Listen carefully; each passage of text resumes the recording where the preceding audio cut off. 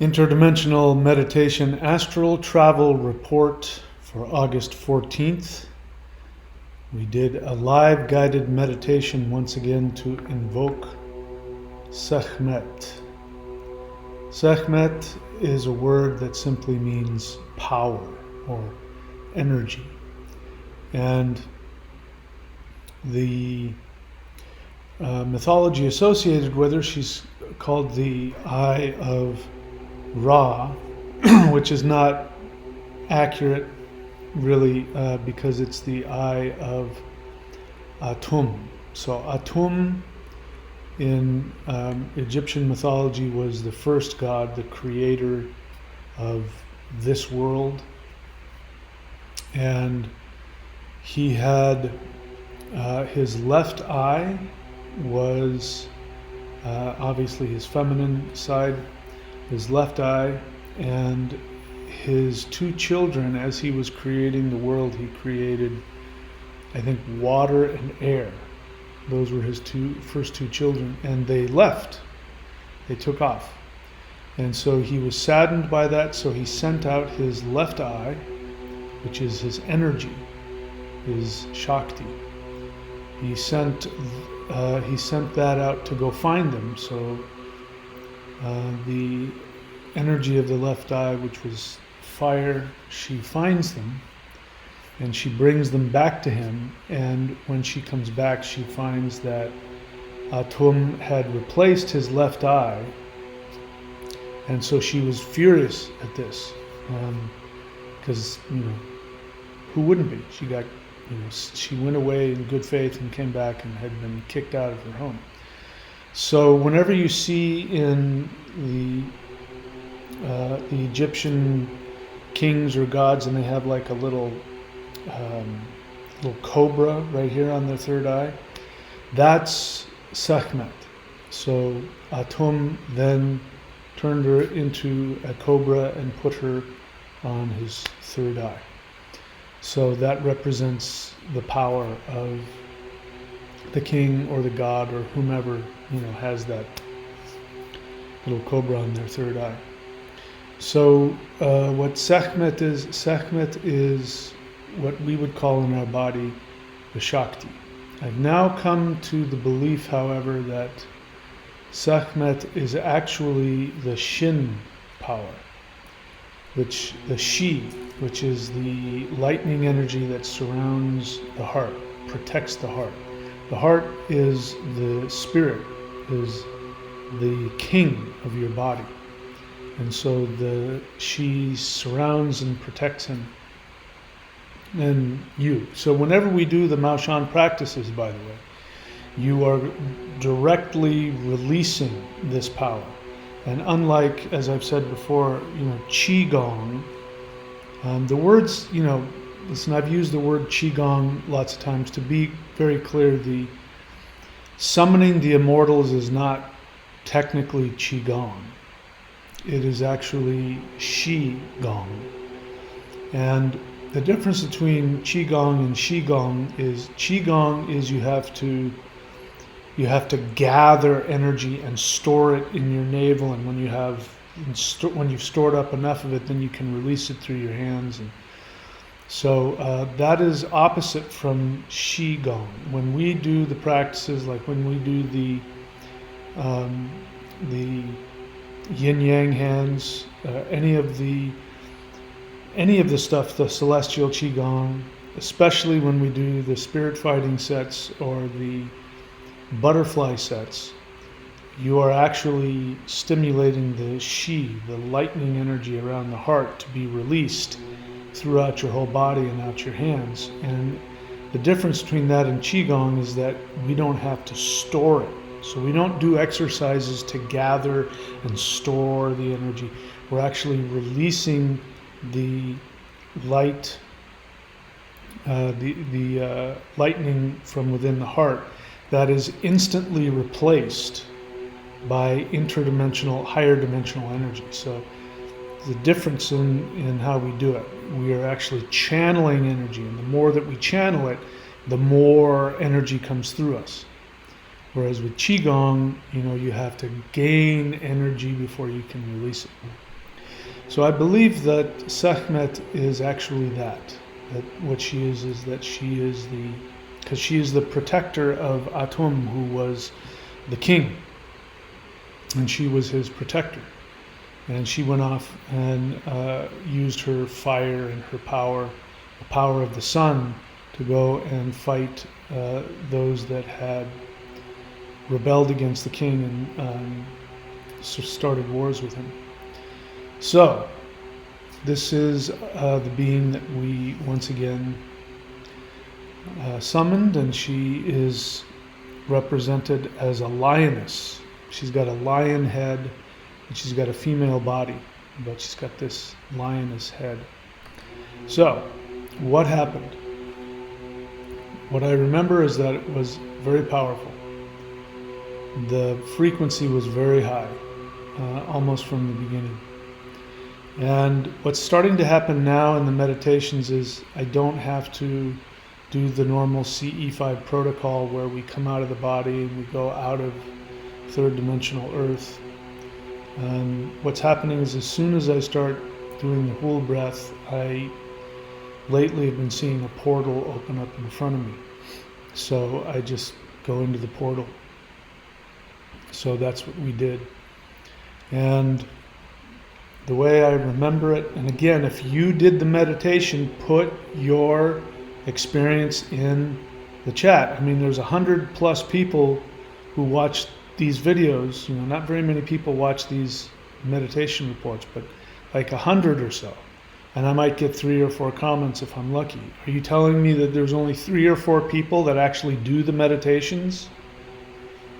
Share your experience with us. I would like to hear it. It's helpful for us to share our experiences with each other because it creates a new consensus for us to create a new world. So come on, participate. That's my invitation to you. Of course, you're free to do whatever you want. So we did the whole breath, and I saw this portal open up, and I felt the power of Sekhmet. I believe that I saw her, and so I ended up following her through this portal, which, if I remember, again, I cheated a little bit because I couldn't remember any of the meditation, so I went back and I listened to a little bit. We went through a desert, I remember that, and then at the edge of this desert there was like an ocean or a big lake, some huge body of water, and there was a barge. And so she got on the barge and invited us to come along, so we got on the barge. And I'm not sure what happened after that. We were going towards the setting sun. The setting sun, as I've gleaned, is symbolic of the Egyptian mythology, the king of Atum. So we must have been heading towards him, towards the land of the spiritual king. So we got there, and I believe we went into the sun, and we went deep into some realm where it was very bright white, and this was Sekhmet's, like her realm there, and we went into there, and then once again she did this thing where out of her energy came a bunch of other light being energies. They were like her servants. They're very powerful beings as well. And the way that I remembered is that they were going to all of those of you who were meditating, they were all going to interact with you. I remember getting worked on, like these beings of light were coming and were cleaning our aura from karmic residue of some kind, and empowering us. And then we were, you can maybe remember the interactions that I encouraged, but I think we were given an opportunity to be given power. I can't remember what else happened after that. that was a very powerful experience. I know some other stuff happened. There might have been some back and forth, and do you have any messages for me? And do you have power for me? I think gifts of power we were given. Oh, we went into some new world too, didn't we? We went to we went to the new Earth, which she was excited to show us, which was full of bright colors and gemstones and green plants and water and cloud. It was just a really amazingly bright and just unbelievably beautiful place. And I don't remember if we were taking the gemstones back with us, something like that.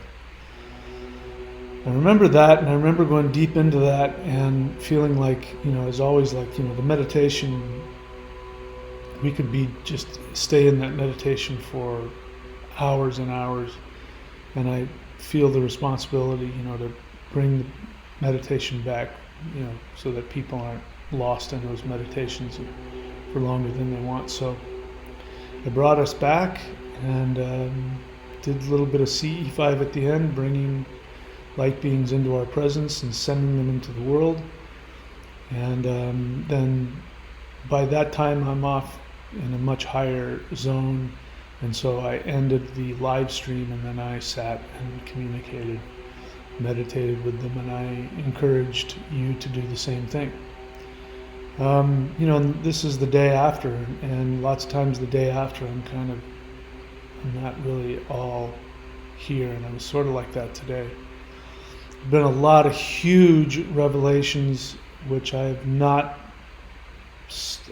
only told one person, I think, my experiences, because they're so deeply personal and quite disturbing, having to do with past life stuff. So the Pleiadians came to me probably a week ago and said, "We have something to show you. You're not going to like it." And I sure as heck didn't.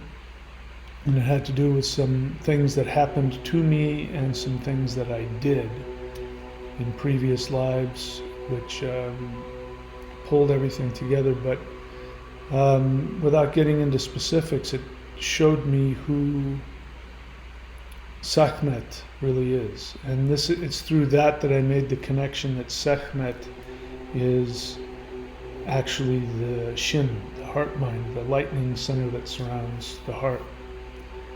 I won't get into any more specifics on that just yet. Maybe someday I'll have the humility to share it, but I'm just not ready to do that yet. But it's taught me a lot, and the main thing is that everything that we think we know about, like sages and messiahs and avatars, we see them through, similar to the Abrahamic mythology, where Jesus was perfect. He was barely physical, he was barely human, he was so perfect. He did absolutely nothing wrong. He was the perfect son, the sinless Son of God. And of course, I don't believe in that anymore. But I've come to the conclusion after these most recent revelations that is not how it works. That this earth is designed to bring out, it's designed to bring out the worst in you. And so the challenge is to come here and to do spiritual work to be the best person you are. And I say the worst in you, but it's more like, there are these beautiful, perfect deities out there, these gods and goddesses of immense beauty and love and power, and they're perfect. They're sinless. There's nothing wrong with them. But in actuality, there are, we could say, imperfections in the energy. And it doesn't show up outside of this dimension. In higher dimensions, those imperfections don't show up. But those beings want to be purified even more. They want to become stronger.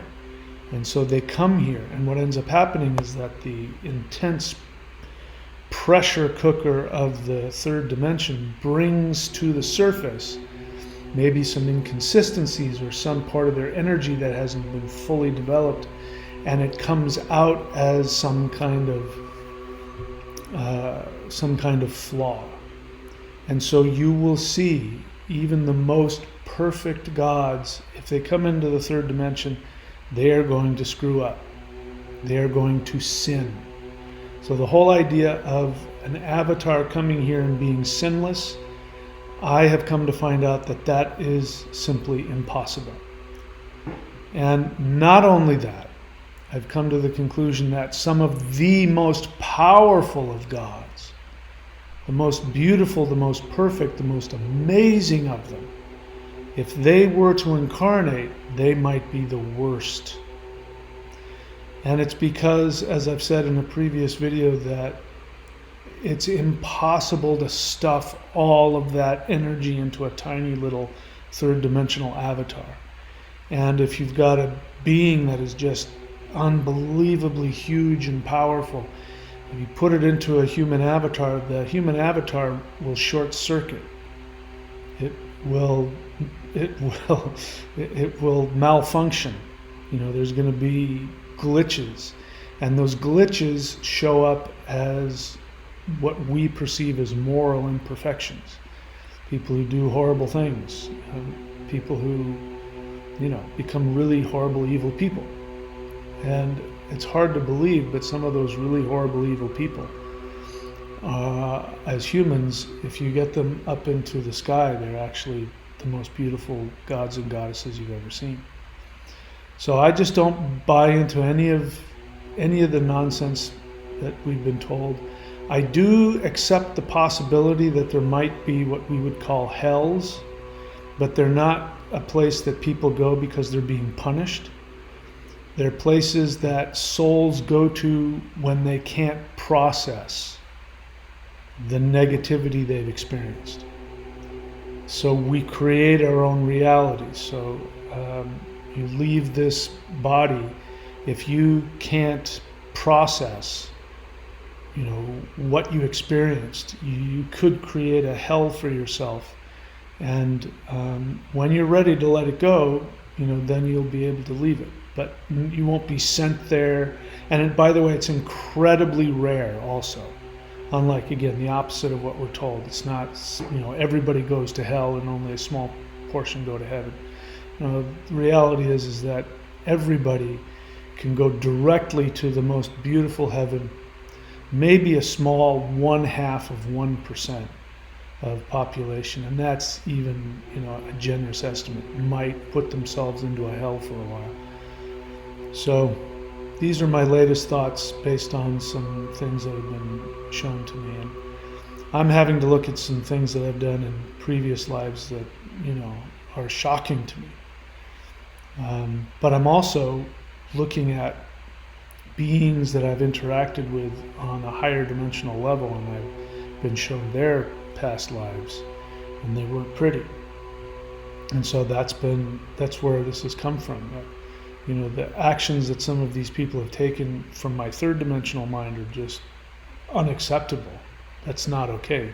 People shouldn't be able to do that. And I find out that the reason it happened was just because they couldn't process being here. They were so big and so powerful and so immense and so beautiful that smashing them into little third dimensional bodies was more than they could handle, and they malfunctioned. But they learned. They found their, the parts of them that needed to get polished, the energies that needed to get purified. This is the only place it can happen.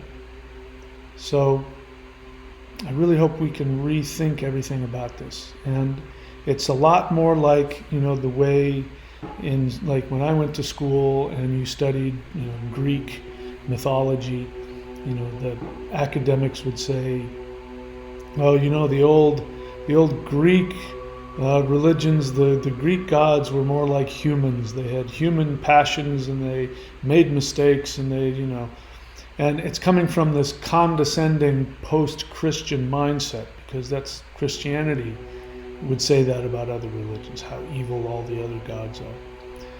And then you do some research and you find out if you haven't done it, I encourage you to go and research the origins of Yahweh. You will find out that Yahweh was not at all the way you've been led to believe Yahweh is, according to the Abrahamic tradition, Christian tradition. Anyway, I'm starting to babble and go on other tangents, so we'll leave it there. Anyway, that's it. I hope you're doing well. So if you want to access this power, because I believe this power of the Shin, of Sekhmet, I believe this power of the lightning energy that surrounds the heart is what is going to be, at the very least, one of the major powers that will shift the world. And the more people that do it, the more of this energy gets put onto this earth. And so you can find out about that at maushan.thunderwizard.com. You can also go to thunderwizard.com if you're new to this whole Shi lightning power stuff. You can go to thunderwizard.com, and where is it? I know it's here somewhere. And you can subscribe, click on memberships, and you'll see Warrior 90-Day Lightning Qigong. And for those of you who have done the Maushan 5-element spirit fighting, subscribe to the Maushan Level 1 instructional videos. I made that for you. I'm finding out there's a bunch of you out there who have done the 5 elements, and you're not subscribing to this. And you're missing out big time, because I am now giving all of the secrets out. It boggles my mind. You guys spent a lot of money on those, and you don't want to learn how to. Anyway, it's up to you. You're free to do whatever you want. I recommend that you do that. Maushan Level 1. Again, that's just for people who've only done the 5-element videos. And anything else I want to talk about? If you want to learn the Maushan 5 elements, you can go to maushan.thunderwizard.com or thunderwizard.com, and instead of hitting memberships, click on shop, and you'll see there they are, Maushan spirit fighting sets, all the different forms. The Maushan Summoning the Immortals is the least expensive, and it is as powerful as anything else. If you want to feel the power of the Maushan, the power of Sekhmet, really, you can do that. The Celestial Qigong is the foundation. That is the energies that I reverse engineered. I've come to find out people don't know what that phrase means, reverse engineered. So when you reverse engineer something, it means that you take something, piece of technology that works, and you take it apart and you figure it out. You figure out how it works, you put it back together, and so now not only do you understand how it works, but you can replicate it and improve upon it. And that's what I've done. So when I say that I've reverse engineered this energy, it doesn't mean that I've changed it around. It means that I'm actually seeking to perfect it and go beyond what my teachers taught me. So anyway, if you want to be a part of that, you know where to go. That's it. If you have any questions about any of it, you can leave questions in the comments section. I'll be happy to answer that. That's it for me, my friends. I love you all. Please be very good to yourselves. I will see you all very soon.